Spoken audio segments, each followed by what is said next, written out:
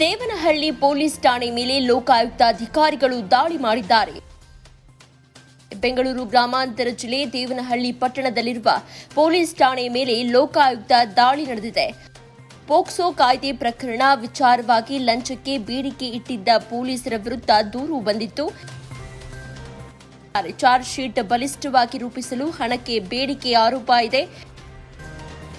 A1 PSI Jagadevi ಮತ್ತು ಠಾಣಾ ಬರಹಗಾರ A2 ಮಂಜುನಾಥ್ ಲಂಚಕ್ಕೆ ಬೇಡಿಕೆ ಇಟ್ಟಿರುವಂತಹ ಆರೋಪ ಇದೆ. ಹಣ ಪಡೆಯುವಾಗ ರೆಡ್ ಹ್ಯಾಂಡ್ ಆಗಿ ಅಂಬರೀಶ್ ಬಲೆಗೆ ಬಿದ್ದಿದ್ದಾರೆ. ದೇವನಹಳ್ಳಿ ಪೊಲೀಸ್ ಠಾಣೆ ಮೇಲೆ ಲೋಕಾಯುಕ್ತ ಅಧಿಕಾರಿಗಳು ದಾಳಿ ಮಾಡಿದ್ದಾರೆ. ಬೆಂಗಳೂರು ಗ್ರಾಮಾಂತರ ಜಿಲ್ಲೆ ದೇವನಹಳ್ಳಿ ಪಟ್ಟಣದಲ್ಲಿರುವ ಪೊಲೀಸ್ ಠಾಣೆ ಮೇಲೆ ಲೋಕಾಯುಕ್ತ ದಾಳಿ ನಡೆದಿದೆ. ಪೋಕ್ಸೋ ಕಾಯ್ದೆ ಪ್ರಕರಣ ವಿಚಾರವಾಗಿ ಲಂಚಕ್ಕೆ ಬೇಡಿಕೆ ಇಟ್ಟಿದ್ದ ಪೊಲೀಸರ ವಿರುದ್ಧ ದೂರು ಬಂದಿತ್ತು.